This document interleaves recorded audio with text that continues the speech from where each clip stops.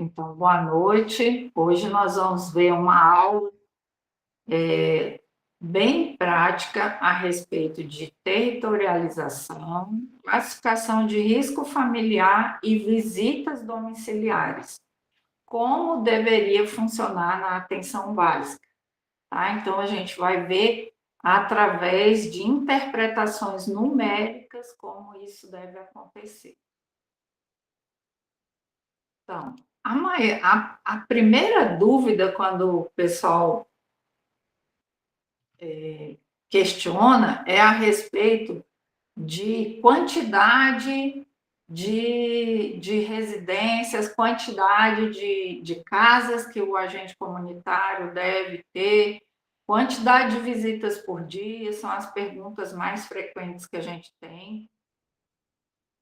E aí a gente vai, eu preparei uma apresentação e a gente vai fazer cálculos ao vivo aqui. Eu vou ouvir de vocês, tá? Quem ainda nunca assistiu minha aula, que é a primeira vez que está assistindo, o que acontece? Quando eu estiver fazendo a aula, você tem uma pergunta para fazer, levanta a mão e aí eu termino o raciocínio e libero para você fazer a pergunta. Por quê? Porque se a gente deixa para o final, às vezes passa batido alguma coisa que seria importante para todo o grupo, tá? Então, a lógica da minha aula funciona assim, tá bom? Eu vou colocar uma apresentação. Se vocês virem que tem alguém pedindo para entrar, porque quando eu saio dessa tela e vou para a tela de apresentação, eu não consigo ver as pessoas pedindo para entrar. E vocês me avisem que aí eu retorno para a tela, tá? Para liberar a entrada deles.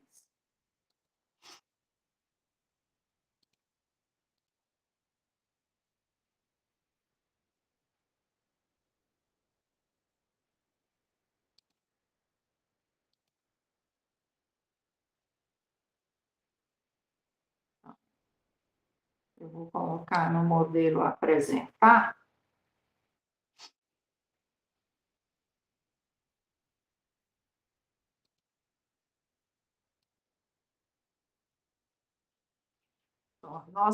Nossa aula é visitas domiciliares, classificação de risco, mas eu vou começar por territorialização para que vocês consigam entender o passo a passo, tá? E isso baseado no que saiu da nova portaria. Então, para começar, a portaria fala que agora nós temos 4 faixas, né? Não é mais território adjacente, não é território rural, não é rural urbano, não é assim. Agora são por faixas de quantidade de habitante por município. Então, ele dividiu aqui as faixas até 20 mil habitantes, até 50 mil habitantes, até 100 mil habitantes e acima de 100 mil habitantes. Depois ele separou por ESF, e aí na ESF ele coloca o parâmetro mínimo que a equipe tem que ter e o limite máximo que a equipe tem que ter de cadastros vinculados à unidade. Ou seja, quem tiver acima desse limite tem que descadastrar ou desvincular, tá? Não descadastrar, mas desvincular da unidade. E o município vai ter que se adequar, criando novas equipes para assumir a responsabilidade sobre essas equipes, sobre essas pessoas. Tá? Então, o Ministério, antes, no governo passado, estava falando-se em números, queria números, né? E o novo governo, que é o governo agora, ele quer qualidade em atendimento, resolutividade, então muda a perspectiva de SUS e volta o que o SUS era quando ele começou, tá? Então, ele quer qualidade agora. Então, a gente vai ter que mudar algumas coisas, porque antes tinha unidades aí atendendo 12 mil pessoas. E isso é muito acima da carga, apesar de que a PNAD de 2017 fala que o limite de atendimento é diferente de acompanhamento. O limite de atendimento de uma unidade é até 12 mil pessoas. Porém, agora vai se restringir e vai ficar dentro desses limites padrões que o Ministério adotou e todo município precisa se adequar a isso aqui nos próximos 12 meses. A portaria saiu no final de abril, então, até o final de abril do ano que vem, os municípios vão precisar estar adequados. E aí, no começo aqui da aula, enquanto vocês entravam, a gente estava falando justamente sobre isso, que nós estamos em um ano eleitoral, os prefeitos que vão concorrer à reeleição, que é uma grande maioria, vão sair agora no final de junho. Por mais que tenha equipes de transição, não necessariamente no início do ano elas ainda vão estar atuando, tá? Então, acontece muita mudança no decorrer dos próximos meses. E aí, quando for, vamos dizer que tem lá equipes entrando, o prefeito entrando em janeiro, e em fevereiro tem equipes que são as equipes dele, vai entrar. Aí, março é que eles vão começar a entender alguma coisa, e abril já está no final do prazo de fazer a adequação. Aí a gente não sabe ainda como que o governo vai lidar com essas diferenças aí, tá? Então a gente vai ter que esperar algumas coisas ainda está sendo feita muita discussão, né? E inclusive as novas atribuições de agente comunitário, técnico agente comunitário, ainda está em discussão, não tem nota técnica, não tem nada ainda. Né? Então, a gente tem que aguardar muita coisa. Mas as equipes já podem ir se organizando, porque não dependem exclusivamente da gestão. As equipes podem ir adequando algumas coisas, tá? Principalmente em fazer a parte de territorialização e tudo que a gente vai ver aqui no decorrer da aula.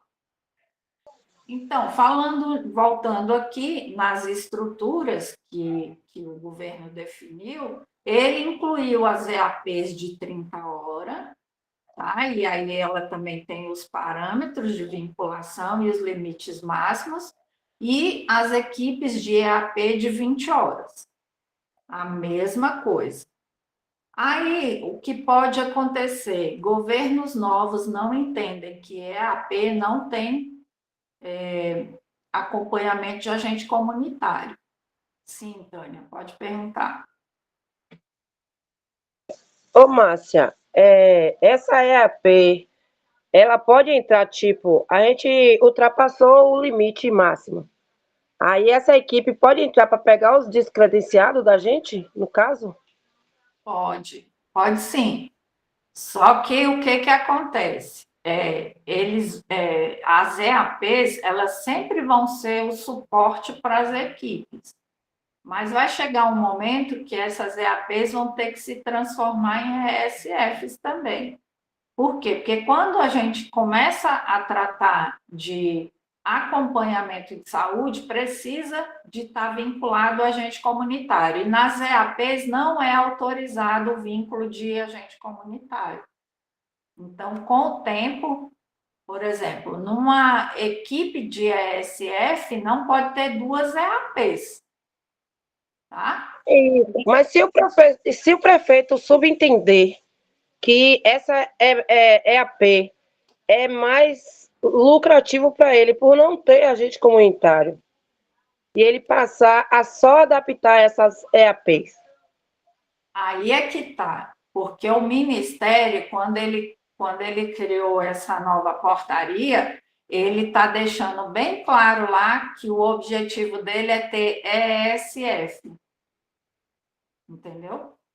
Então, esse próximo ano, ou os próximos 2 anos, a contratação de agente comunitário vai ter que se multiplicar, e é via concurso público, porque o objetivo é melhorar os acompanhamentos, tanto que os indicadores, que vão ser 21 indicadores, vão estar voltados para o trabalho da ESF, que está lá na portaria.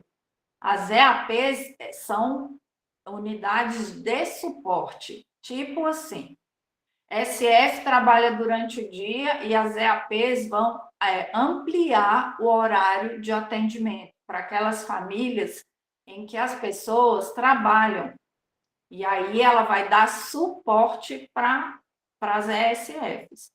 E o que o Ministério está tentando fazer é justamente podar os municípios que estão trabalhando aí a revelia, né? Não estão pagando os agentes comunitários como deveria, tem muita coisa irregular, estão colocando números que não existem, cadastros que não existem. Então, eles vão, de agora para frente, a fiscalização com relação aos municípios, aos cadastramentos, aos acompanhamentos, vão ser muito mais rígidos.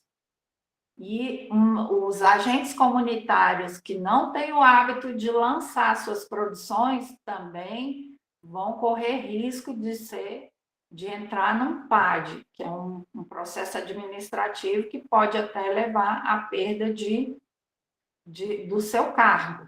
Além disso, ele colocou, inclusive colocou logo no início as penalidades que as equipes vão ter se não cumprir todos os requisitos que ele está exigindo. Porque eles viram muitas irregularidades. Os municípios estavam achando que estava tudo tranquilo, mas não. O Ministério monitora, ele tem equipes de monitoramento e com as IAs agora, né, com as inteligências, eles conseguem cada vez mais ter acesso à informação com muito mais qualidade. Então, o município vai ter que se adaptar e colocar as coisas em ordem. Isso aí é um fato, né? Então, pode parecer que está muito à vontade, principalmente nesse primeiro ano, mas ele vai começar a arrochar. Vai mesmo, tá?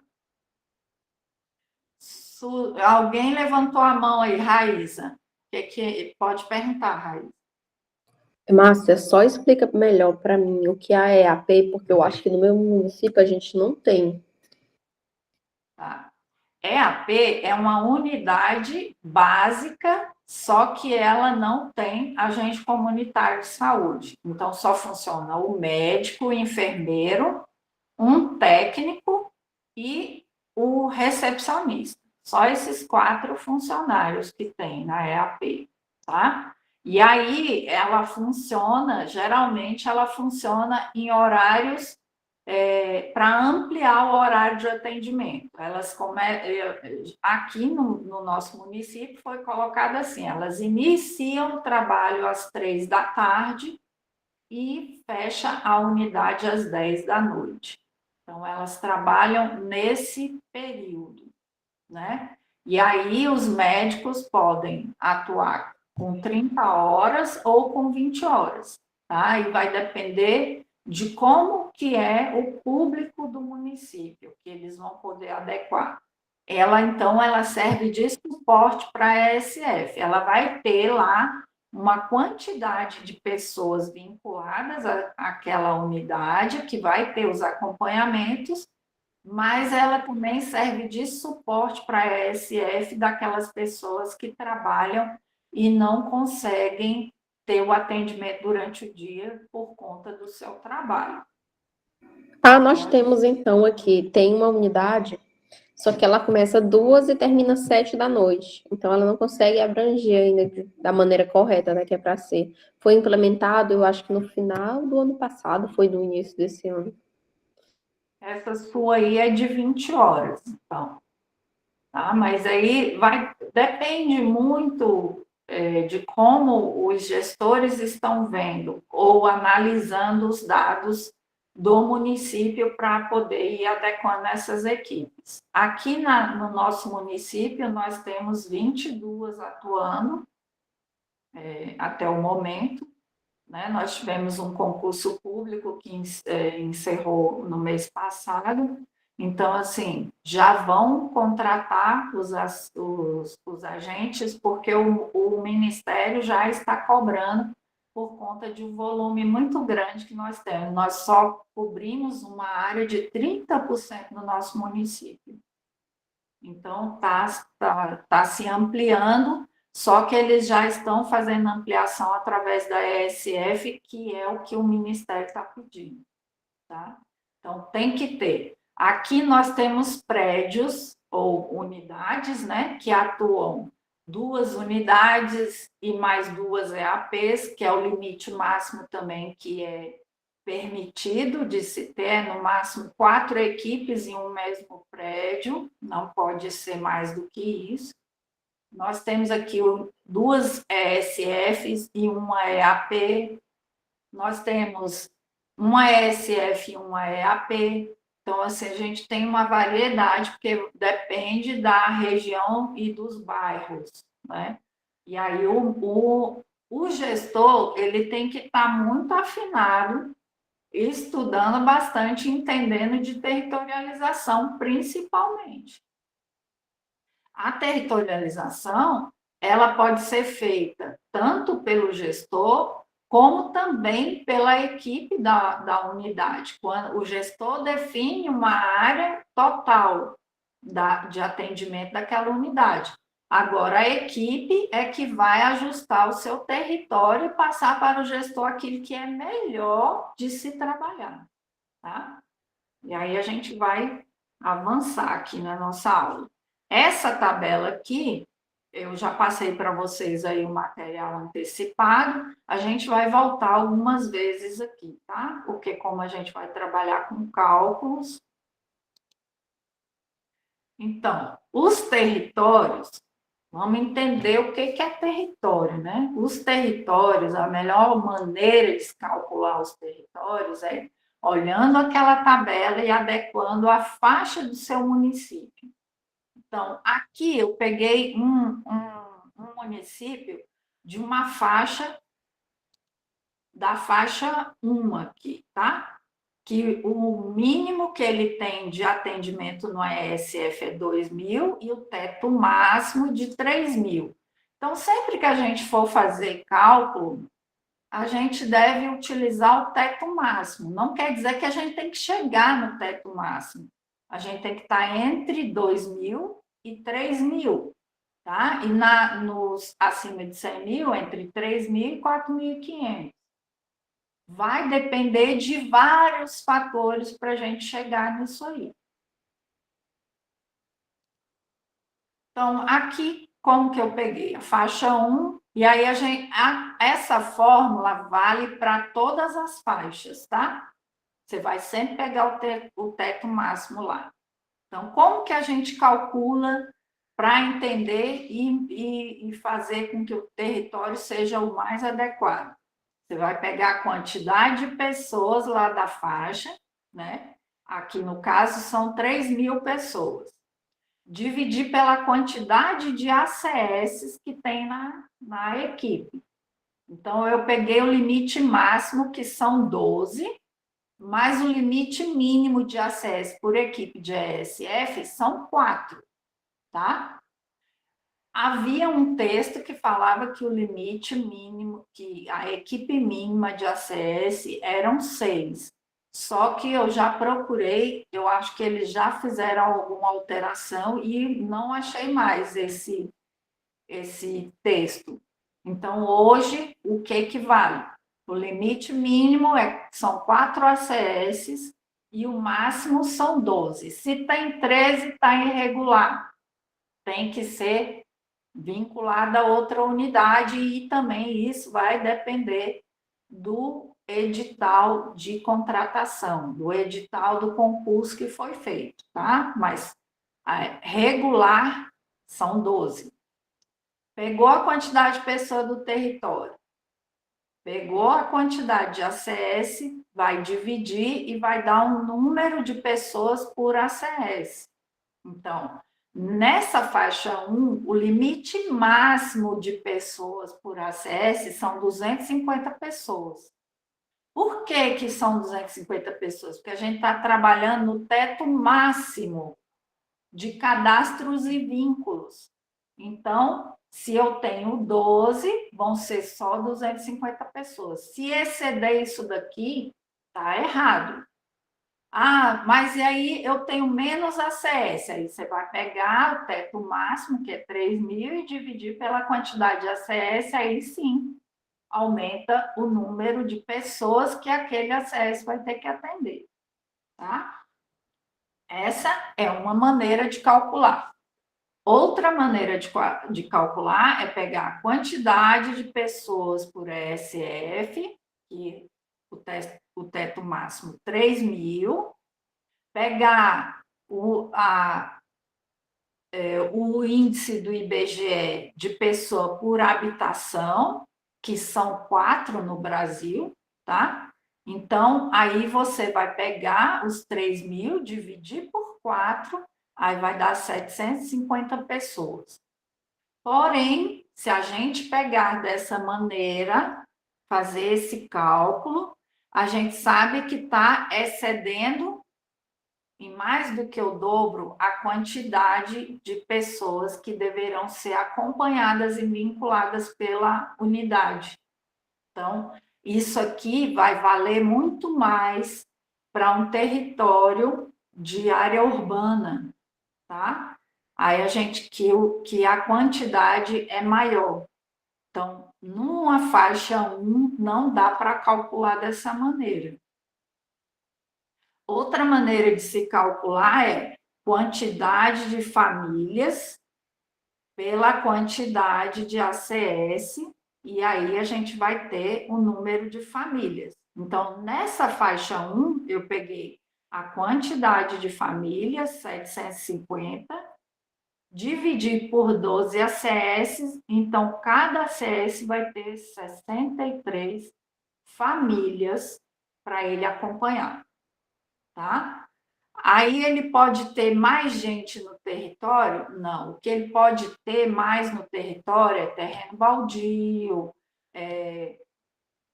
escolas, igrejas, tá? Comércios, mas famílias ele não pode exceder as 63, porque senão a gente vai sair de novo da faixa de acompanhamento que o Ministério vai exigir a partir de agora. Então, essas são as fórmulas de calcular.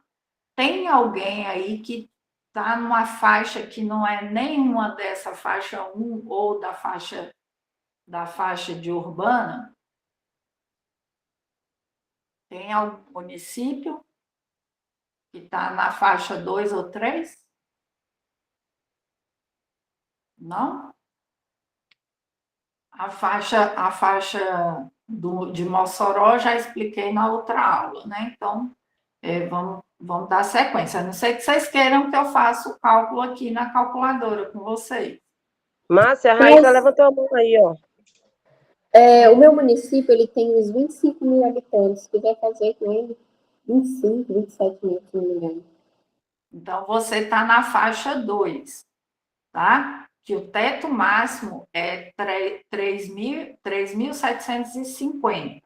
Vamos fazer em cima dessa faixa? Deixa eu sair da apresentação aqui, que aí eu consigo abrir a calculadora.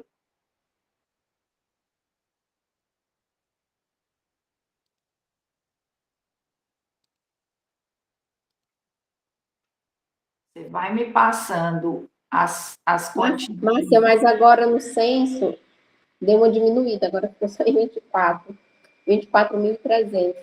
Só que faltou muita gente, né? A gente tinha cerca de 26 mil pessoas. O censo é que não teve qualidade da última vez. Sim. Mas aí vocês vão entrar na faixa 2, entre 20 mil e 50 mil. Independente de ter mais ou menos, você vai entrar nessa faixa aqui. tá?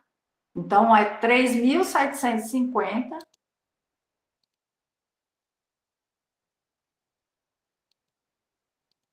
Quantos ACS tem na unidade de vocês?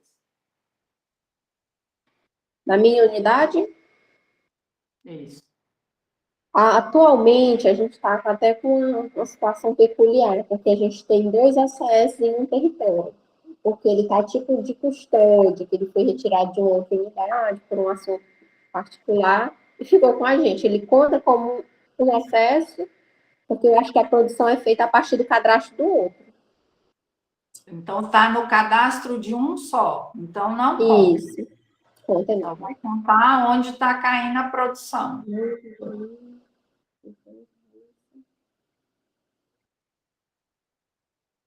São 5, temos 5 ACS.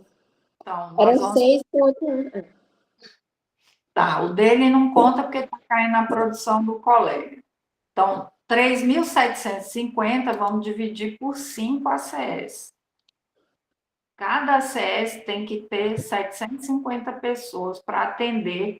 Isso é o limite máximo, tanto para a ACS quanto para o teto máximo de vinculação e acompanhamento, tá? Não é o ideal, mas na frente vocês vão entender por que a gente trabalha fora dessa faixa dos 750. E o Ministério, ele nem gosta de trabalhar 750. A média que o Ministério dá em vários documentos é 400 pessoas por ACS, tá?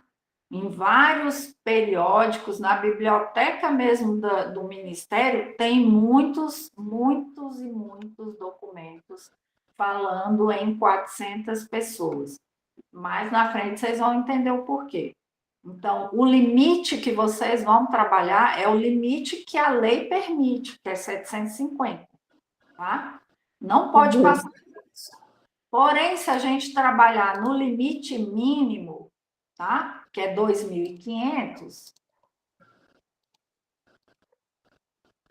cada um vai trabalhar com 500 pessoas, tá? E mesmo assim, ainda é alto esse número para fazer acompanhamento como o Ministério quer. O adequado mesmo é os ACS, é a equipe ter os 12 ou 9 ACS, no mínimo 9 aí, para poder acompanhar de forma melhor, tá? Vamos Então, avançar. o meu mínimo são 500 pessoas? Ou 700, O ou é o mínimo máximo? são 500 pessoas. É o mínimo, né? Na minha Mínimo. unidade tem que ser atendido no mínimo 2.500 pessoas, Isso. mas a gente não 2.500 tem. A gente, cadastradas e vinculadas, tá? a gente não, a gente, nós éramos 10 ACS. O que a gente tem feito? Ela dividiu a nossa equipe em duas, mandou metade dos ACS para uma equipe nova que foi formada, os ACS mais antigos, ficamos 5, 6 com o nosso colega.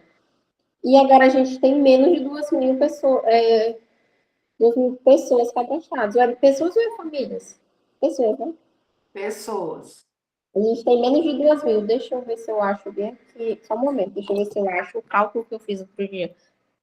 Pois Se eu é, não me vocês engano. estão abaixo. Tem que E subir esse. Mas aí como é que sobe se não tem mais ninguém para cadastrar? Aí tem que ampliar o território. Tá? Tem que ampliar o Só território. a nossa cobertura já é praticamente de 100% dentro do município. Nós não temos mais zonas descobertas. Então, como eles vão fazer, o Ministério vai orientar, mas ele está falando aqui que ele quer no mínimo. Se vocês, com 2.000, estão conseguindo fazer todos os acompanhamentos, tudo direitinho, então eu creio que o Ministério possa abrir uma exceção, possa interpretar de outra maneira, entende? Mas o que ele quer é que o principal aqui é a qualidade de atendimento para esse paciente, resolutividade. Se não tiver essas duas coisas, o Ministério vai cobrar. Pois é, só que como foi a própria gestão que fez a nossa divisão de equipe, foi formada mais uma, tirando da nossa, não foi contratado novos acessos. Eu não sei como é que vai ficar, porque eu acho que a gente tem no máximo, deixa eu fazer um cálculo bem aqui, eu tenho 372, meu colega tem, parece que 429, o outro tem 260. Ah, não dá não, tá longe. Desde que a equipe esteja fazendo todos os acompanhamentos, eu acho que pode ser, né? Mas aí eles vão explicar outras maneiras, porque ainda tem muita coisa sendo discutida. Isso Tem aqui penalidade nesse caso? Oi? Tem penalidade Tem penalidade para a equipe. para a equipe. Tem penalidade. Todas as produções, se não tiver, tem lá vários requisitos na portaria que levam a penalidade. Tá? Então, Pois nós assim, vamos ter, pois a própria gestão colocou penalização para a gente agora. por isso que os municípios vão ter que se adequar num monte de coisas. Tá? E foi recente, foi essa semana passada, esse ajuste já de acordo com o novo financiamento.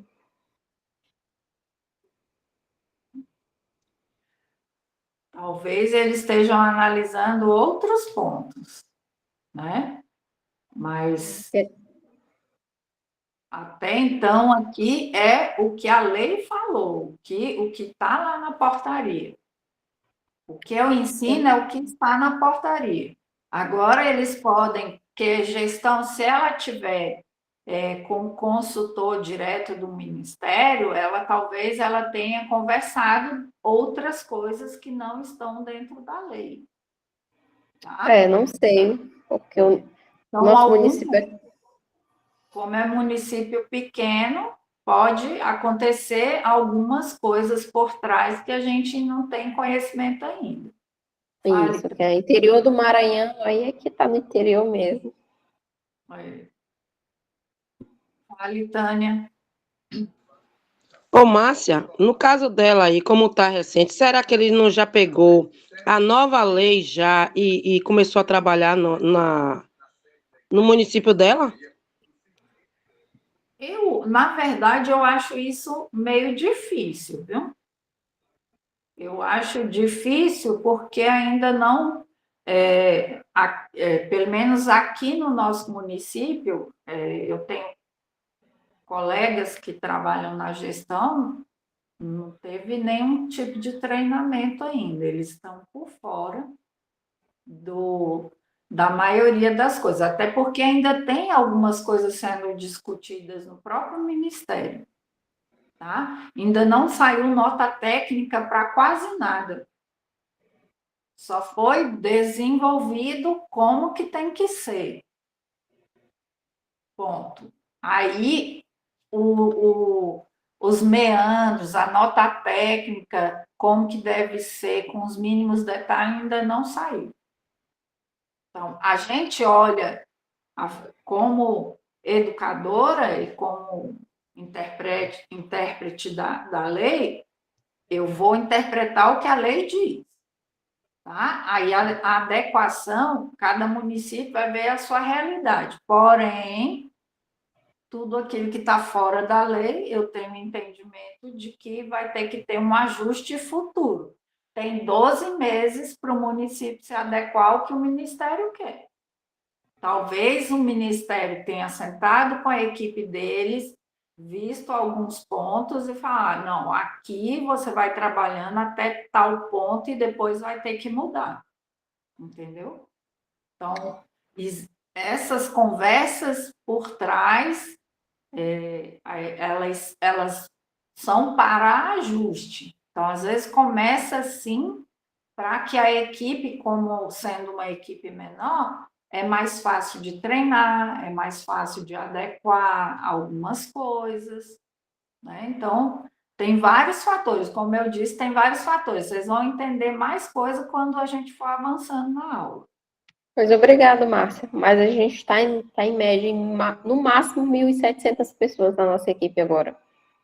Não está muito fora, não, tá mais próximo de se ajustar do que quem está excedendo. Quem está excedendo é o maior problema. Quem está abaixo e que vai crescer não é tão problemático, porque isso vai depender do dinamismo do próprio território. Agora, quem está excedendo e excedendo demais, vai ter um problema que é desvincular todo esse povo. E aí tu imagina o trabalho que foi feito nesses 4 anos e que vai ter que ser refeito desfazendo o que foi feito. Vai dar muito mais trabalho. Muito, muito mais trabalho. Né? Então, vamos lá, avançar.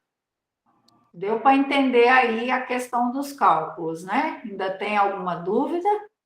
Não, deu sim, deu para tirar minha dúvida. Então, vamos voltar lá para a apresentação. Vamos entender agora o desenho do território, tá? Isso aqui é uma forma errada de se definir território.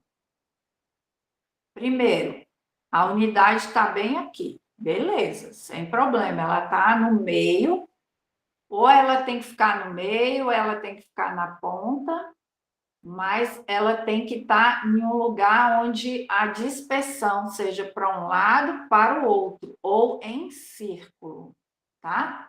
Então, nessa unidade, ela está aqui no meio, que aqui não deu, na imagem, quando eu ampliei, não deu para ver. Ela está aqui no meio, mas só que vocês podem ver que tem uma microárea aqui, ó, que ela está por fora, e ela vem por dentro e ela está misturada aqui, ó. Isso está errado. Uma microárea, ela tem que ser contínua, ela não pode ter essas divisões. A microárea, ela deveria pegar essa parte aqui e essa azul. Aí ela tem continuidade. Aí depois a verde viria aqui e no lugar dessa vermelhinha aqui. Aí ela tem continuidade. A amarela é a única que está correta aqui. E aí a azul poderia dividir essa área com o vermelho aqui, tá? Pegaria essas duas áreas aqui, ó, o ponto verde aqui, o ponto azul e o ponto vermelho, e dividir pela área azul e pela área vermelhinha. Aí sim, essa equipe aqui estaria trabalhando o território da equipe de forma correta. Então, na hora de territorializar, gente, não tenha medo de cortar os endereços na metade da quadra, não tem problema.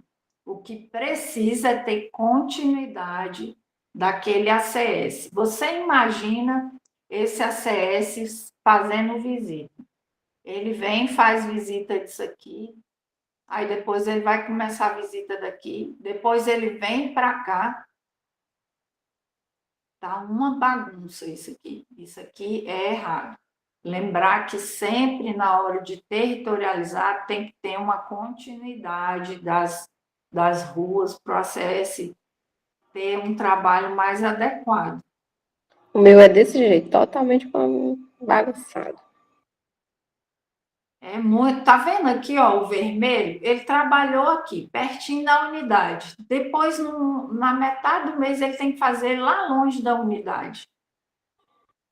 É muito complicado você estar dividindo território, sabe? Tem que ter muito cuidado na hora de territorializar por conta disso aqui. Como eu fui a última a entrar, Márcia, aí eu tô assim mesmo, um tiquinho daqui, um tiquinho dali, aí assim, eu tenho me deram as ladeiras, que eram os piores, me deram as ladeiras, e depois não deu para coisar, e pegou uma quadra, partiu no meio e me deu. Aí eu faço a ladeira, depois volto para fazer a outra rua. Isso é preciso, na verdade, territorialização, ela tem que ser vista a cada 2 anos, tá? Ela foi feita a territorialização e dentro de 2 anos tem que parar, sentar e ver, tá valendo a pena? Tá certo? Tá errado? O que mudou no território? Porque o território ele é dinâmico. Então, ele em 2 anos ele muda muita coisa. E também para adequar. Ah, só pega. Eu já vi muitas vezes aqui pegar o ACS, tirar de um lugar e botar para o outro, e aí o ACS fica perdidinho, porque ele fica com a coisa picada, ele não consegue trabalhar direito.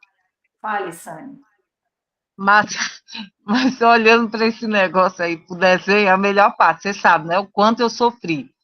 Foram 10 UBSs até agora, e cada vez que eu chego é um nó maior do que o outro.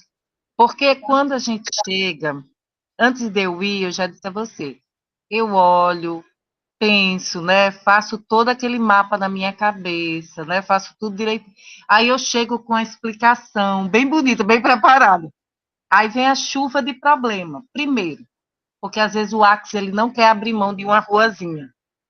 Aí depois ele acha que a dele vai ficar longe da UBS, a do coleguinha vai ficar vizinho. Aí começa. Isso demora tanto, isso dá um nó tão grande, são muitas negociações. Eu consegui fazer 10, né, até agora. Mas quando eu vi a nova APS, eu digo, eu não acredito que agora que eu fiz 10 UBS, nós temos 71 equipes, né, 47 UBS. Eu não acredito que vai começar tudo de novo. Mas por quê? Porque quando a gente olha, quem fez isso aí, gente? Quem teve essa brilhante ideia de fazer um mapa desse? Né? Quem pensou nisso aí? Sabe por quê? Porque falta essa parte do sentar, né? Que você está falando. Sim. Normalmente não sentam e não vê o que é melhor. Eu disse, gente, nem todo mundo consegue o quadrado perfeito, mas consegue pelo menos um hexágono, uma coisa o mais breve, mais perto possível. A gente conseguiu, na última OBS agora, quase todos ficaram com o quadrado. Quase todos. Foi foi a diferença pequena. Mas há duras de muita negociação. Fulaninho, você abre mão disso, né? Dessa rua aqui. Aí o outro pega. Quer dizer, é negociando, mas é que o Axo, a gente, nós temos que pensar que é para melhorar a qualidade do trabalho e também a cabeça do cidadão, né, do paciente, porque ele está metade da rua de um, metade da rua de outro, a gente. Aí começa o nó. 10 agentes de saúde numa rua só, entendeu? Então, as pessoas, todo mundo tem que aprender isso aí, né? Todos os agentes têm que aprender isso aí, é de suma importância.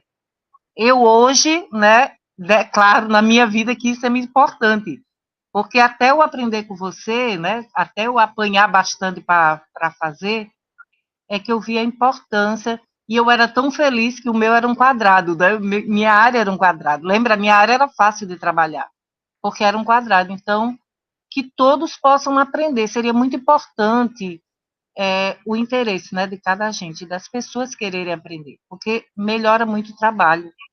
Sim. Márcia, eu quero te apresentar, se tu me permitir, mostrar como é a minha área. Sim, pode apresentar, sim.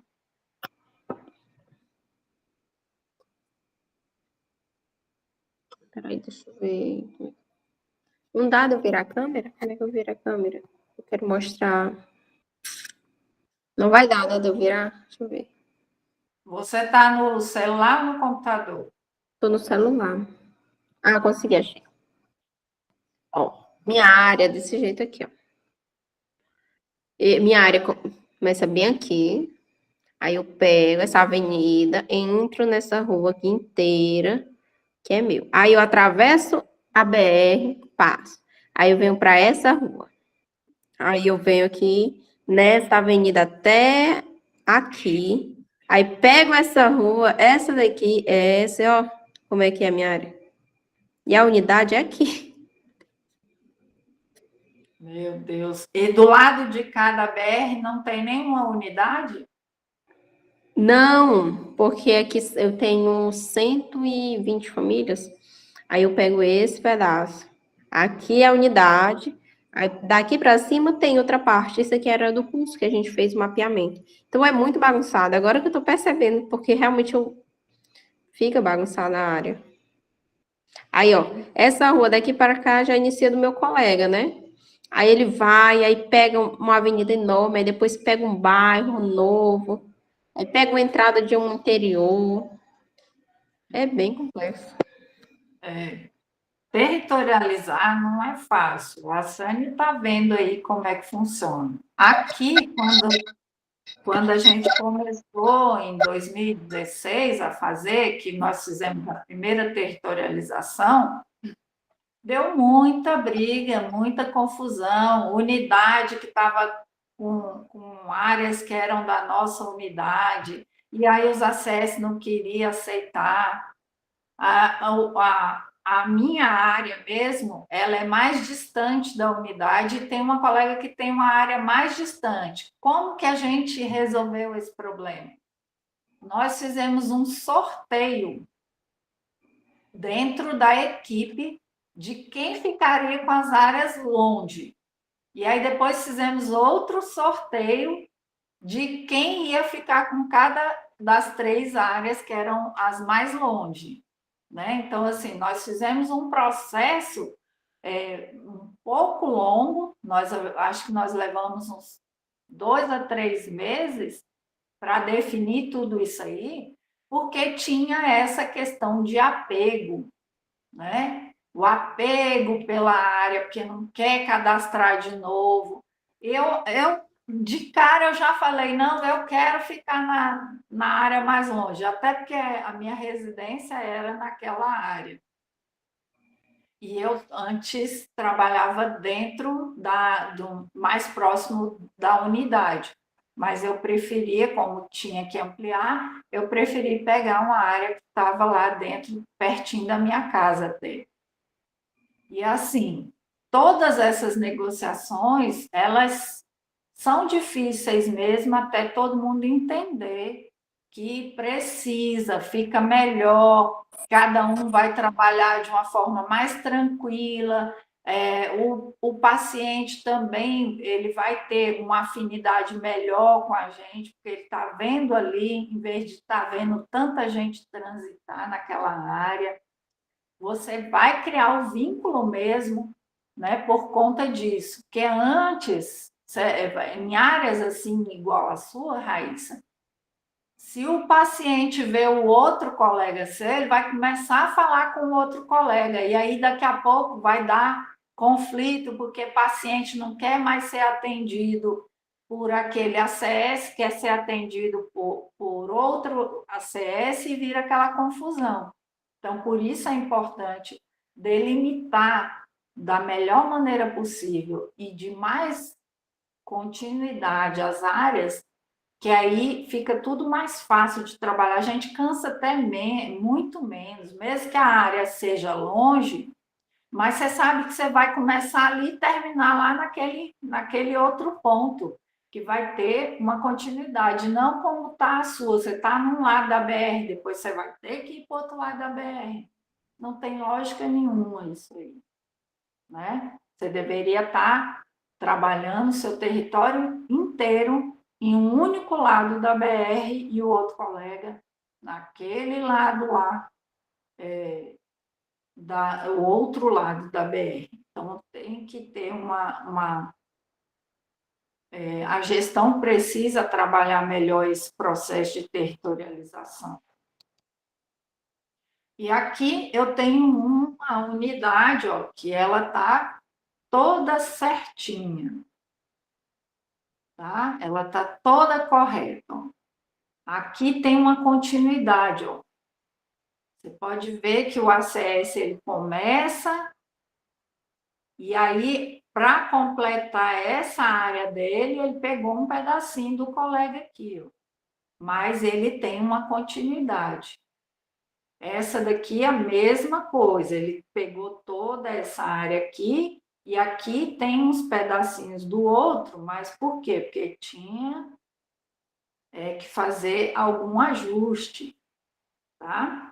Ainda poderia estar um pouco melhor aqui, mas provavelmente essa quadra roxa com a quadra rosa, aqui um lado é ímpar e aqui o outro lado é par, por isso que eles definiram assim, ó. Eu tenho uma quadra que eu trabalho assim também. A minha, ela é ímpar e aí ela vem aqui e pega um pedaço aqui.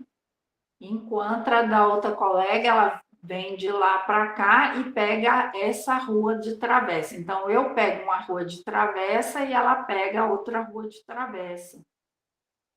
Pode acontecer.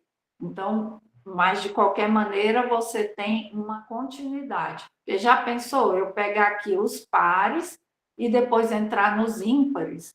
Não tem lógica, né? É melhor pegar todos os ímpares ou todos os pares daquela rua que você precisa dividir com um colega, porque aí todo mundo fica, até na hora de você lançar os endereços, fica muito mais fácil de organizar na hora dos lançamentos mesmo, no ESUS Território ou no programa que vocês usam.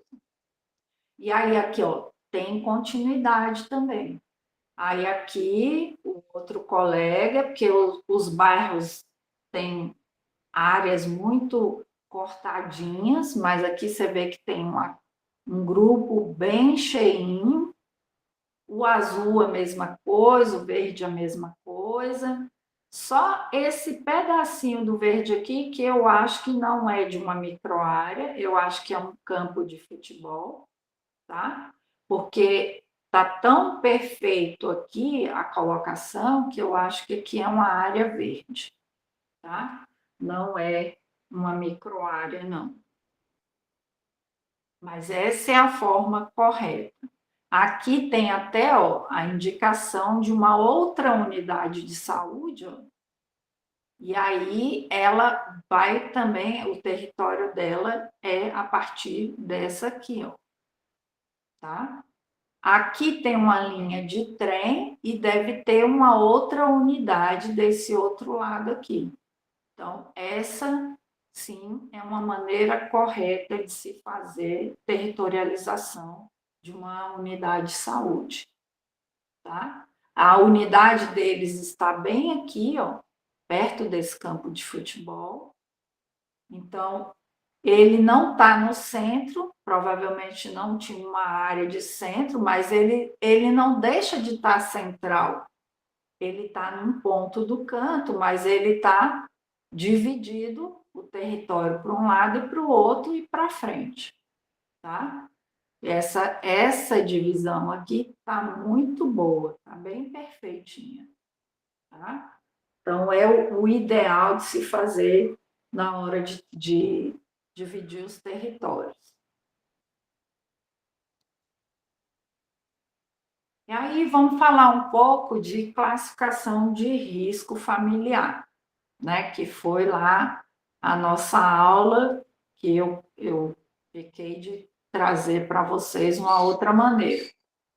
Qual a importância da classificação de risco familiar? Ela é importante também na territorialização. Primeiro, a gente faz todo esse processo que nós vimos até aqui, tá?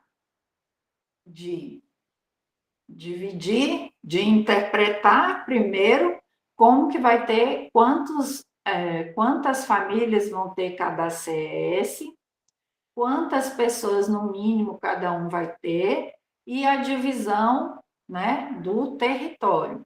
Ou seja, quando você vai lá, sabe as quantidades, o grupo inteiro vai para a rua contabilizar cada residência do território para poder fazer a divisão certinha do território.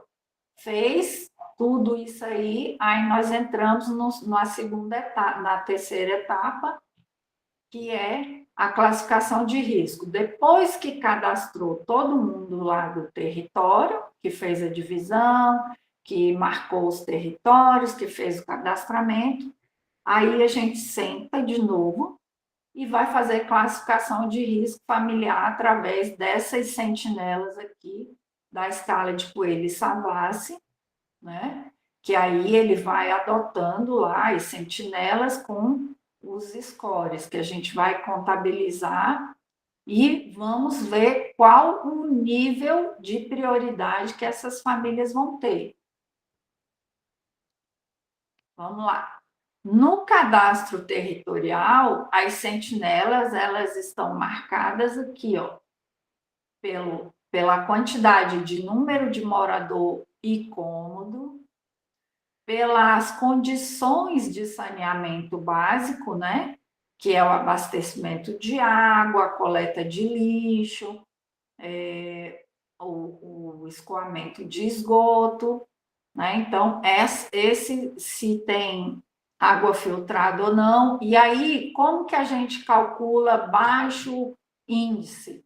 Ou seja, quando a gente vai calcular, tem que ter, para acompanhar o score da tabela lá, de baixo saneamento, eu tenho que ter 50% da área marcada. Então, assim, eu tenho lá uma pessoa que o escoamento do esgoto é a céu aberto, é 1, ou seja, são 4 itens, eu tenho que ter de 2 itens a mais para que estão marcados que ele tem condições baixas de saneamento. Então, eu tenho uma água que não é filtrada, que não tem tratamento, e eu tenho um esgoto que é a céu aberto, ele já está lá em baixo saneamento, porque compete 50%, tá? Se ele tiver mais itens, vai entrar também lá no score. Quando a gente fala de cadastros individuais, aí a gente tem muitos marcadores. Nós temos o marcador de baixo peso, nós temos os marcadores de diabético, de usuários de droga, usuários de álcool, de acamados, de desempregados, de analfabetos, de crianças menores. Aí a gente entra aqui na data de nascimento para saber se tem crianças menores de 6 meses ou pessoas maiores de 75 anos, deficientes, né? Todos eles entram nos marcadores das sentinelas. E aí a gente tem um estudo de caso aqui para quem não pegou a aula inteira, né? A gente vai estudar aqui um casinho facinho e fazer o score aqui. Então, numa família tem um jovem acamado com amputação, um deficiente auditivo, uma criança menor de 2 anos, a mãe que faz uso de drogas e moram numa casa cedida pela mãe dessa moça, que tem 2 cômodos e um banheiro. Então, ou seja, aqui nós temos um jovem acamado, que ele vai entrar na sentinela lá, de acamados, que o score é 3, um deficiente auditivo também, que o score é 3, a mãe que faz uso de drogas, que vai entrar lá em drogadição, que é um score de 2, e a divisão de cômodos pela quantidade de moradores, que vai dar um score 3. Aí, o total dessa família é 11, ou seja, essa família é de risco 3, risco máximo. Essa família vai precisar de, no mínimo, 2 visitas por mês. Então, a gente tem que entender e fazer esse processo de classificação de risco para também calcular quantos quantas famílias de risco 3 o ACS tem, porque isso vai influenciar diretamente no planejamento de visitas domiciliares, tá? Então, um ACS ele não pode ter mais do que 20, tá? Na aula passada eu falei 25, mas são 20, é porque eu estava lendo outras coisas e acabei confundindo. Então, são 20 famílias de risco 3.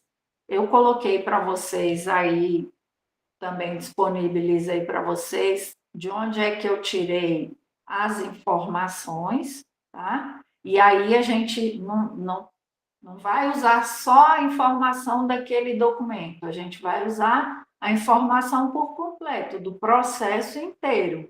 Então, o processo vem lá desde a territorialização, passar a divisão das equipes, fazer a classificação de risco, e aí a gente vai entrar em como que a gente vai fazer o aprazamento das visitas.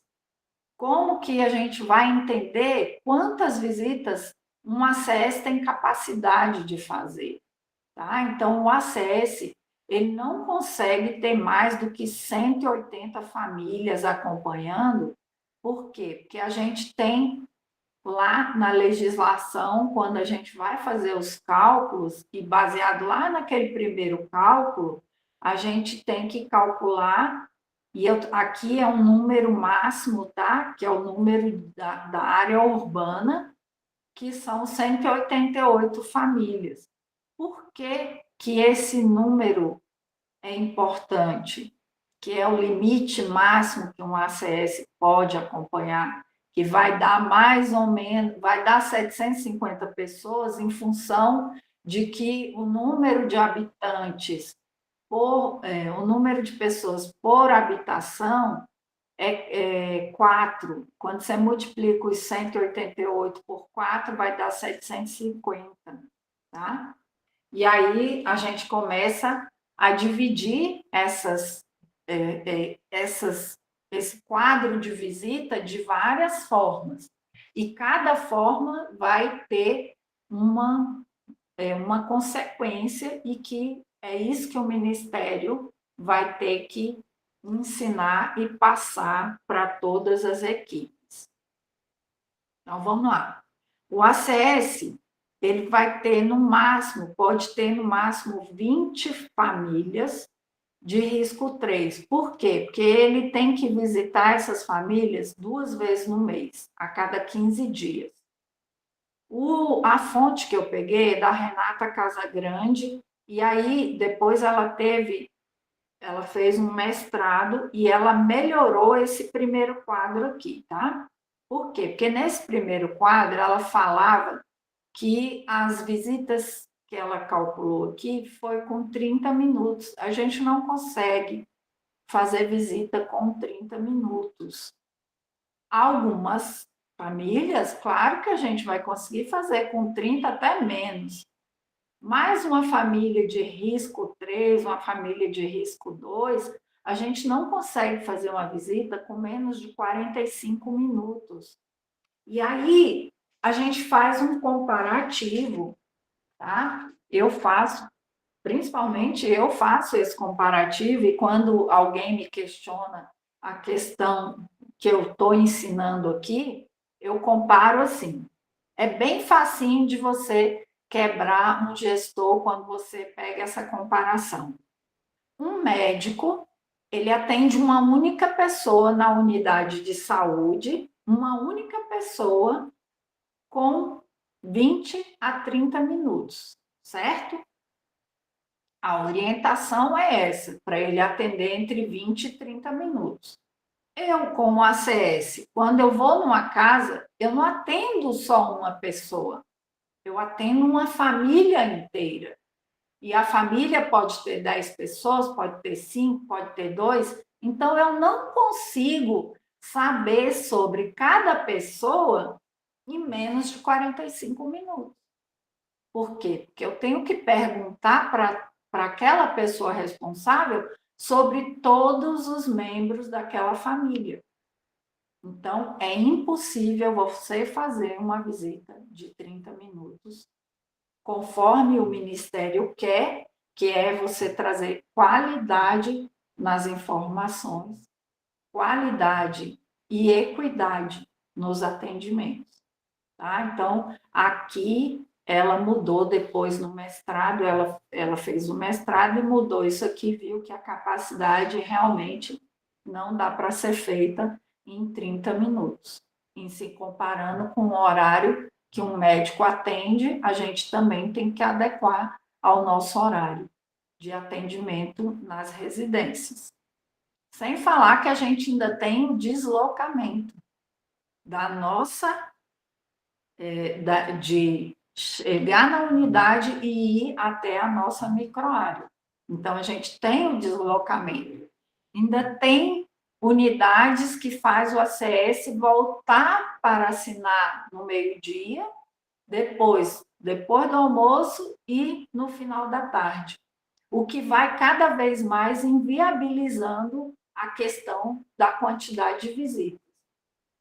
Quando a gente pega os 188, que é o limite máximo de famílias por ACS, a gente dividir isso aqui pela quantidade de dias úteis que a gente tem no mês de trabalho, vai dar 10 visitas por dia, tá? Então, aí, nós também vamos ter que adequar essas nossas visitas para atingir o número. Então, vamos dizer lá, eu tenho lá 20 famílias de risco 3, 32 famílias de risco 2, 56 famílias de risco 1 e 110 que não tem risco, tá? Que não tem nenhuma daquelas sentinelas marcadas quando eu faço a separação, que eu faço os cálculos de todas elas. Então, qual foi a ordem dos estudos dela que deu certo e funcionou?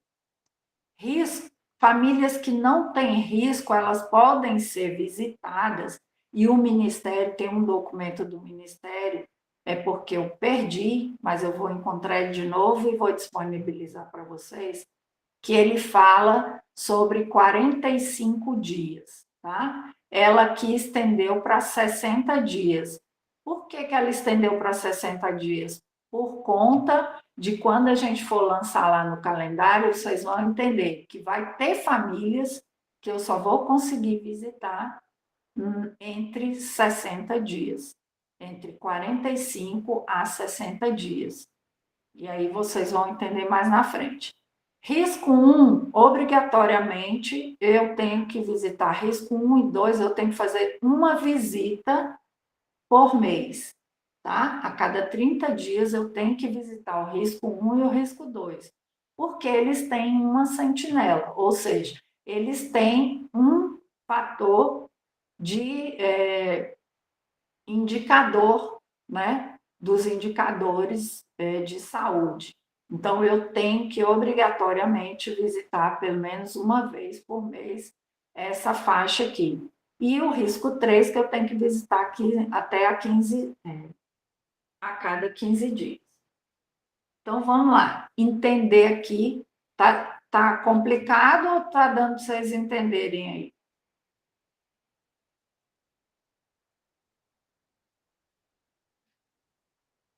Alguma dúvida até aqui? Tá dando para entender direitinho, Mar. Tá. Então, vamos lá.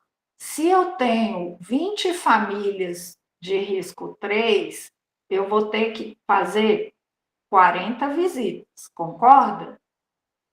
Porque eu tinha 20, se são 2 vezes, eu vou fazer 40 visitas. Nas 32 de risco 2, eu tenho que fazer 32 visitas. Na de risco 1, que eram 56, são mais 56 visitas. Tá?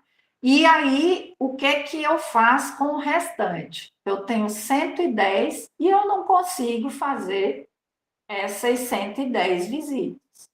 Então, eu vou fazer dentro daquele mês o que é possível eu fazer, tá?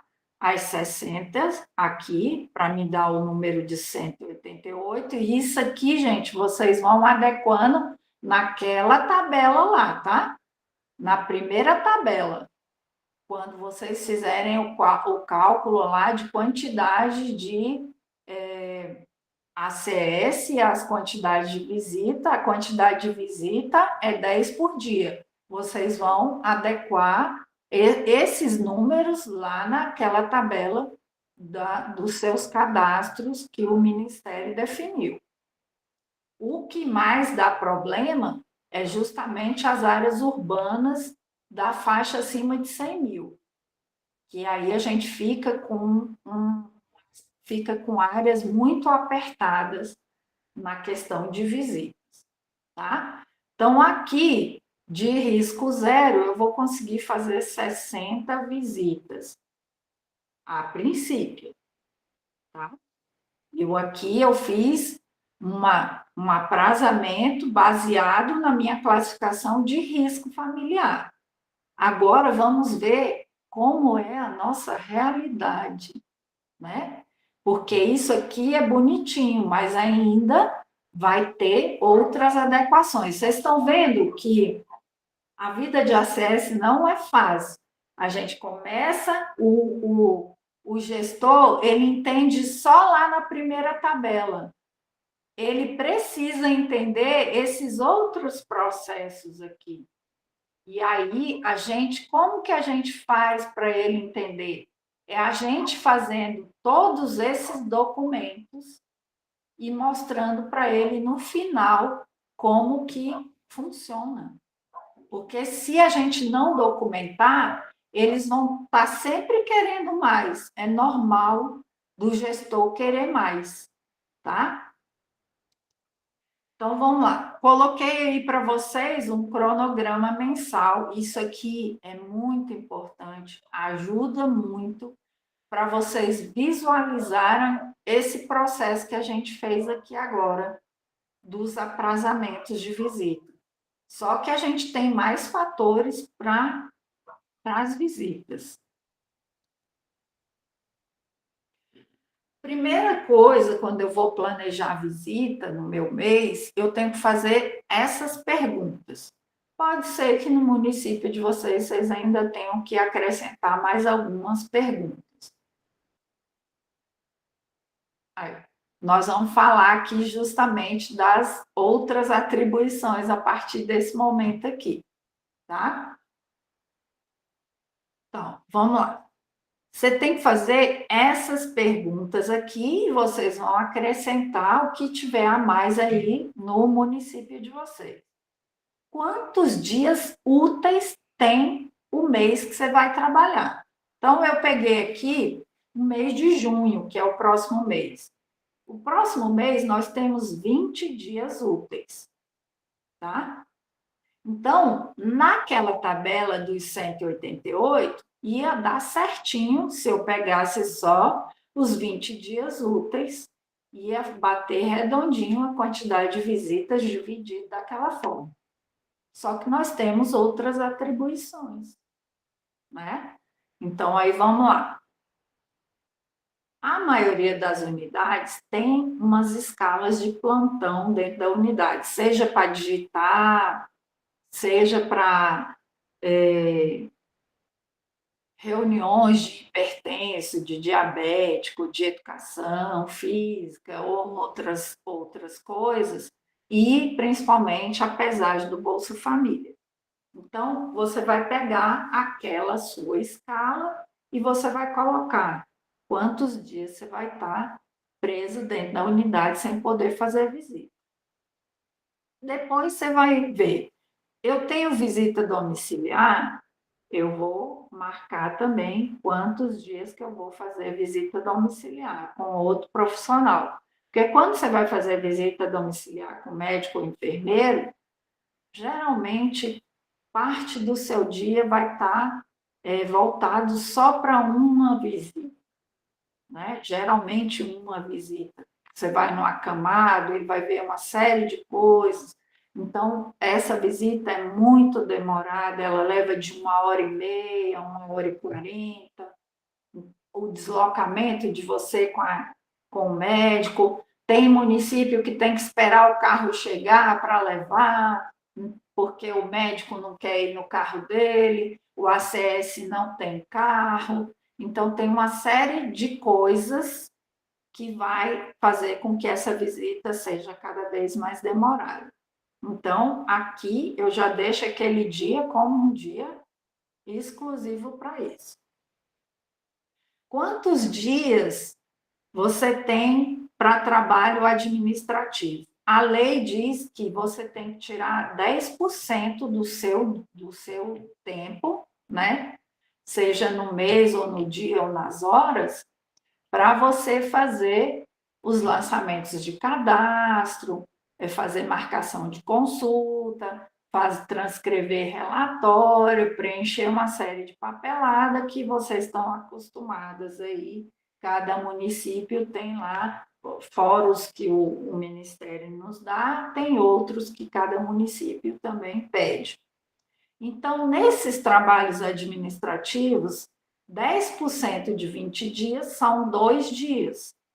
Então, são 2 dias a menos que eu vou ter lá para fazer visita. E aí, você tem que ver ainda se esse mês tem feriado ou não. O mês de junho não tem, beleza. Então, nos dias úteis, pode ter lá igual essa semana tinha dia útil, mas aí teve um ponto facultativo, a gente teria que diminuir aqui, tá? Então, vamos lá calcular em cima disso aí. Eu tinha 20 dias úteis, menos 5 que eu tirei lá de os trabalhos, vou chamar aqui de atividades extras, eu tinha menos 5 dias, então eu tenho só 15 dias para visitar. Se a lei me diz que eu tenho 10 visitas por dia, então eu só posso visitar 150 pessoas. 150 famílias. Mas eu tenho 188. Aí a gente tem que pensar muito bem na hora de aprazar aqui novamente. E onde é que a gente vai tirar essas pessoas? De onde a gente vai tirar? Nós vamos sempre tirar das que não têm risco nenhum, tá?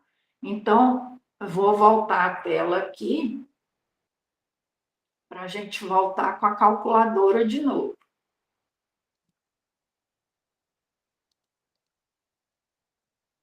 Então, eu agora tenho que visitar somente 150 pessoas. Eu tenho 188. Então, eu vou pegar primeiro aqui, ó, 40, que essa eu não posso. Essa é obrigatório fazer. Mais as 32, mais as 56. Me deu 128. Eu vou diminuir pelas 188. Eu vou deixar de visitar 60 famílias, tá? Então, se eu tenho 110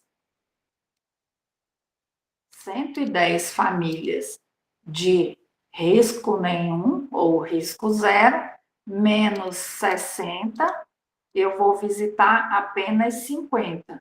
Naquela primeira tabela, se a gente fosse olhar de uma maneira seca, eu visitaria 60 famílias dentro do mês. Mas quando eu vou ajustando no meu calendário, eu vi que menos 10 famílias, ou seja, eu só vou visitar aqui 50 esse mês e as outras 60 eu vou ter que fazer um rodízio.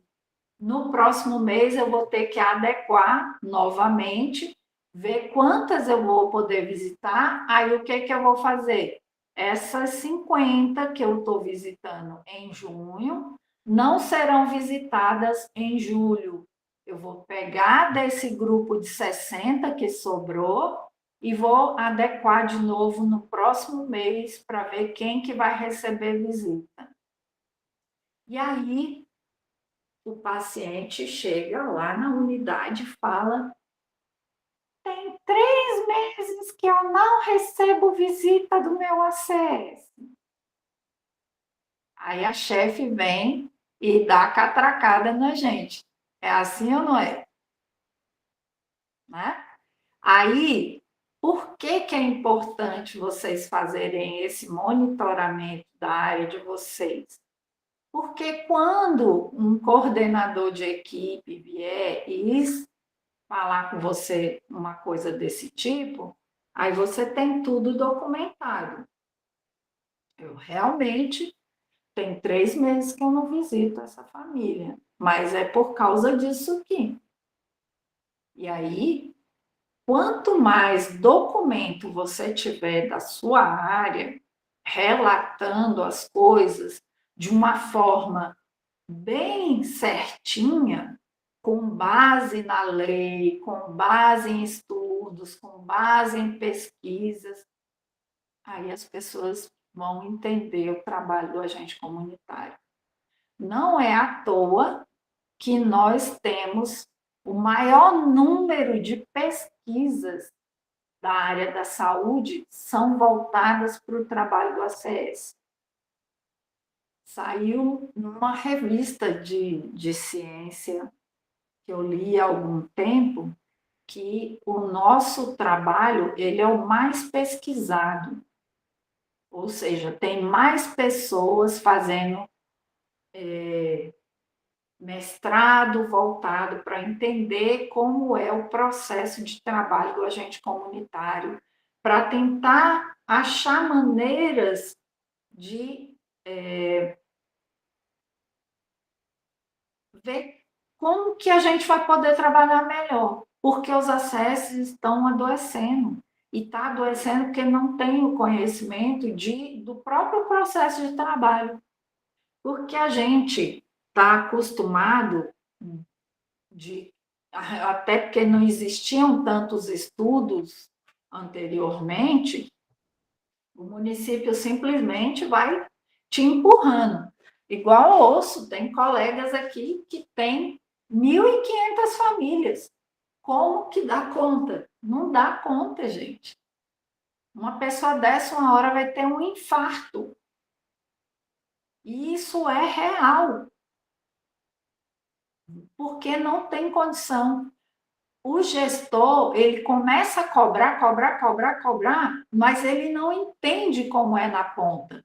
E aí é o nosso papel também levar para o gestor esse entendimento. Quando a gente documenta todas essas coisas e apresenta para o gestor, é muito melhor. Ele vai falar: não, agora eu entendi. Entendeu? Mesmo que ele te cobre a mais, que é normal ele te cobrar a mais, mas agora você está trabalhando dentro da lei. Ele não vai poder exigir mais do que você tem capacidade de entregar. O funcionalismo público, de certa maneira, tem só um pouquinho, Raíssa, que eu já passo para você.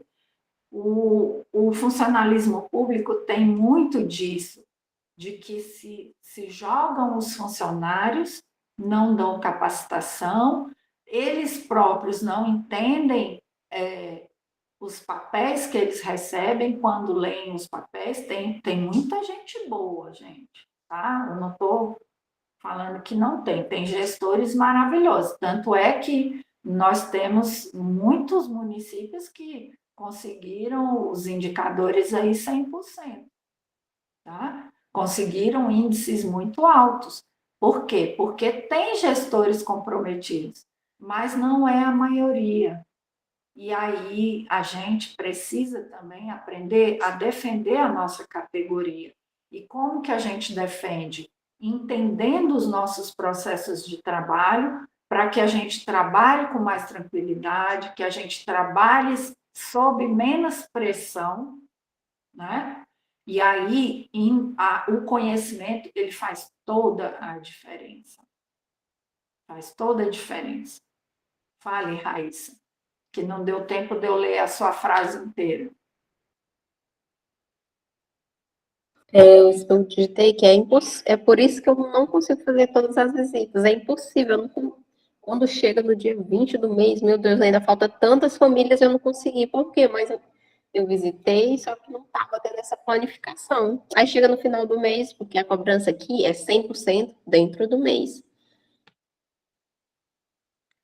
Não, não é possível isso.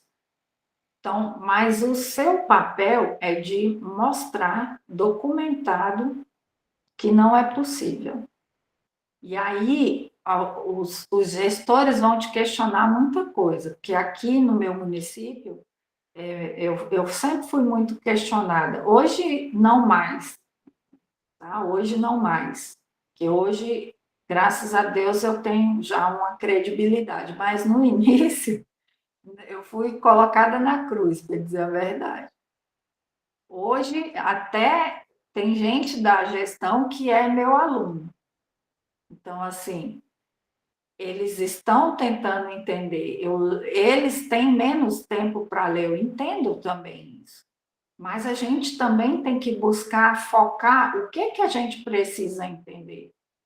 Então, o ACS precisa entender todos os seus processos de trabalho, porque senão a gente vai ficar sempre à mercê de cobranças que não são possíveis de ser realizadas. Né? Mais alguma pergunta? Eu só não compreendi 100% essa parte dessas sentinelas. Onde é que eu posso buscar melhor uma aula, um negócio aí para ajudar? É a escala de Coelho e Savassi. Tá? Tem um estudo, ela já foi aplicada nas oficinas de planificação do CONAS, do CONASEMES. Quem fez o curso técnico teve essa aula, tá? E só que assim, as pessoas ignoram algumas coisas e às vezes no ignorar essas pequenas coisas é que faz diferença no final, tá? Mas aí eu posso, porque você está do grupo, você está do grupo do Tira Dúvidas, né? Você entrou hoje pelo grupo do Tira Dúvidas. Pelo grupo do Tira Dúvidas, eu não estou na sua aula mesmo. Porque quem está na aula pegou toda a sequência, então sabe o que é. Mas eu vou postar lá no grupo Tira Dúvida o manual da escala de Coelhos e Savassi, tá? E aí dá para você, lá tem tudo explicadinho, dá para você fazer esse levantamento da sua microárea e fazer esses outros cálculos aqui, conforme a gente está explicando aqui na aula. Tá? Nossa, eu só queria dizer, completar aqui, né, que o teu grupo, ele foi um achado. Aqui no nosso município, na nossa regional, a gente não tem formadores dentro da própria categoria. A gente trabalha muito com parte sindical, né? O sindicato, ele forma, só que ele forma com uma visão sindical, é diferente dessa formação técnica que tu faz. E os nossos gestores, infelizmente, eles também não têm esse conhecimento de como é o trabalho do ACS. Eles veem as notas, vão cobrando o que o Ministério pede, mas não sabem como é o manejo, né? Mas o teu grupo, ele foi muito bom. Tenho aprendido muito.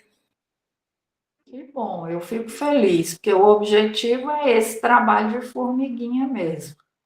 Às vezes as pessoas falam assim, mas o seu Instagram só tem 500 e poucas pessoas, mas eu não estou interessada em volume, não me interessa volume.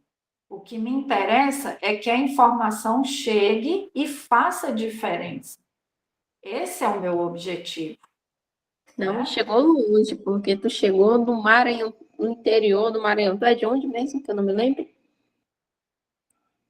Eu já tenho algumas cidades do Maranhão que eu, inclusive, já dei capacitação para algumas. E assim, gente, eu estou sempre disponível para os municípios. Se os municípios não quiserem, os ACS que quiserem, a gente forma uma turma só daquele município. Eu faço palestras gratuitas também, tá? A gente combina o dia, o horário, aí reúne o grupo de ACS lá, numa sala específica da unidade, ou onde vocês quiserem, a gente faz a palestra. Já fiz palestra para alguns municípios do Maranhão, ensinando o PEC, explicando esses territórios, as formas corretas, mas eu estou sempre disponível para ajudar, que o objetivo é ajudar. Os cursos, quando eu abro esses cursos, são momentos que eu consigo realmente parar, dar maior atenção para vocês, que é diferente de uma palestra. A palestra ela começa no horário, terminou aquilo, dificilmente o grupo vem e entra no grupo tira dúvidas. Sempre vai ter um ou dois, mas a maioria não, dificilmente vai estar. Mas os cursos são sempre complementação. Sani está aí desde o início, né, Sani? Que eu venho, dou o curso. Esse mesmo que está acontecendo hoje, ele já foi dado no governo passado, com outra realidade, outra visão. Aqui eu já estou trazendo com novidades, com coisas novas, coisas que eu também, nesse período, eu estudei, aprofundei o conhecimento. Então, eles vão mudando. O tema é o mesmo, mas sempre vai ter coisas novas, porque eu vou trazendo essas informações novas, adaptando, atualizando, né, para poder vocês terem maior informação possível e a gente chegar no final de todos esses cursos, sair todo mundo satisfeito em aprender coisas novas e colocar em prática mesmo. Tudo isso aqui, gente, que eu dou, primeiro eu coloco na minha área. Eu testo na minha área, eu faço na minha área. Eu não trago um conhecimento sem eu colocar na minha área. Eu ponho primeiro na minha área e ver se realmente aquilo procede. Quando procede, é que eu trago para vocês. Então, às vezes, eu fico 6 meses, 8 meses sem dar um curso, mas porque eu também estou testando conhecimentos novos, eu estou levando para a minha área e vendo realmente se funciona. E aí, tudo isso aqui é o que eu aplico na minha área. Tá? Eu posso não ter as anotações 100% assim. Eu faço a minha anotação, não faço nesse quadro aqui. Eu trouxe ele como mais uma alternativa. Eu faço o meu neste quadro aqui. Então, eu pego aqui, eu coloco as datas do meu plantão, eu coloco as minhas visitas prioritárias e depois o que sobrar eu vou colocando de que ponto da minha quadra eu vou visitar, até que ponto. E aí eu faço Por isso que é importante a gente ter o território contínuo, porque é mais fácil para mim delimitar quantas pessoas daquela quadra eu visitei dentro daquele quadro lá, do nosso quadro, desse aqui, né? Então, esse grupo aqui de fora de risco, eu vou conseguir fazer, por quê? Porque eu tenho lá a minha microárea, que está bem delimitada, e aí eu sei, bem, eu tenho lá os meus gatos pingados aqui, que são os meus grupos prioritários. Mas aí, nesse mês, eu só consigo visitar essa rua aqui. Então, eu visito essa rua, por quê? Porque eu sei que no próximo mês eu tenho que visitar essa ou essa. Então, eu consigo me organizar até visualmente quando a gente tem as áreas bem delimitadas, com ruas mais precisas, uma organização de território muito melhor. tudo isso ajuda a gente ganhar tempo. Às vezes, no meu cálculo lá, não daria para me fazer as 50 visitas. Mas aí, quando eu fiz isso aqui, eu ganhei tempo na visita, eu consigo estender para mais famílias. Então, eu tenho 10 visitas, porque a lei diz que eu tenho 10, e o meu tempo é que está ajustado. Mas aí no final do mês, sobrou aqui, vai dar para me visitar mais uma rua. Eu vou lá e visito mais aquela rua, entendeu? Por quê? Porque eu tenho uma continuidade, então eu consigo organizar mentalmente, eu consigo organizar o meu território para eu poder fazer as visitas e conseguir conciliar para ver se eu consigo encaixar mais visitas dentro do meu cronograma. Alguma pergunta?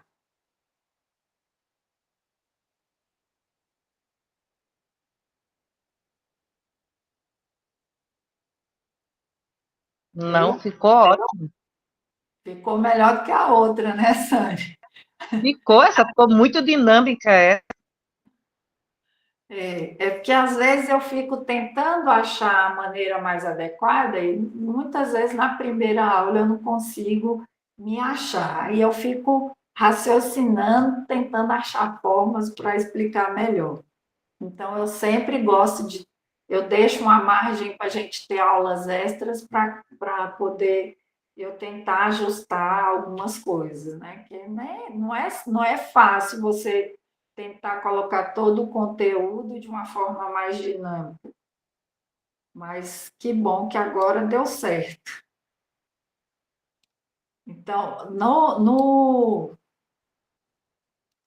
material que eu disponibilizei ontem, eu acho que tem 2 ou 3 quadros a mais que eu ajustei hoje, então eu vou colocar de novo para vocês aí, tá? Com mais esses 3 slides a mais, eu vou disponibilizar para vocês, que aí vocês vão conseguir ter o acompanhamento certinho, tá bom? E amanhã eu libero a aula para aqueles que não puderam assistir. E do grupo Tira Dúvidas, quem não aproveitou, perdeu, né? Vai ficar esperando uma outra oportunidade de abrir novamente o curso. Mas vocês que estão aqui, que tiverem dúvidas no decorrer do processo, vão perguntando. Pode falar, Otânia. Talvez não teve o índice, né, da coisa, porque é um feriadão, tem gente viajando, tem gente que está nos lugares que não tem internet, nem coisa, então, né, pode ter sido isso abaixo, né? Sim, sim. Não, mas a quantidade para mim não importa, sabe? Eu priorizo realmente as pessoas que estão mais comprometidas, porque vocês é que vão levar para os outros colegas a informação. Então, tem dia que eu dou aula para uma única pessoa, mas para mim é como se estivesse dando para 50, 100, não me importa. Porque, para mim, o objetivo é que a informação depois seja propagada para os outros. Então, se vocês entenderam todo o processo, toda a dinâmica, e depois conseguir passar, nem que seja uma parte para os colegas, já valeu. Porque depois esses colegas acabam vindo e perguntando, e eu vou respondendo, e aí, quando eu vejo que tem uma nova demanda, eu abro novamente o curso para poder dar mais oportunidade, né? É assim que eu costumo fazer. Mas, independente disso, se houver interesse no município de vocês, na equipe de vocês, de ter palestras, pode me chamar, pode falar comigo, que eu ajusto aqui minhas agendas, e aí a gente tira um período da tarde, e a gente faz a palestra sobre um tema específico que vocês definirem aí, que é o tema que tem maior dúvida na unidade de vocês. tá? Eu amei a aula, amei, amei, amei, amei. Precisa sempre estar atualizando isso aí, territorialização e coisa que... Afe Maria, meu Deus do céu. Mas vai dar certo, vamos, cada dia vai se aprendendo, né? Nós estamos ainda muito jovens, vamos dizer assim, em termos de profissão, então tem muita coisa ainda para ser ajustada, mas a gente chega lá, né? Meninas, muito obrigada, uma boa noite para vocês, bom descanso, um final de semana abençoado e a gente vai se falando lá pelo WhatsApp. Viu, boa noite. Quem fez o curso, depois eu vou estar mandando o certificado, tá bom? Boa noite, bom descanso. Obrigada.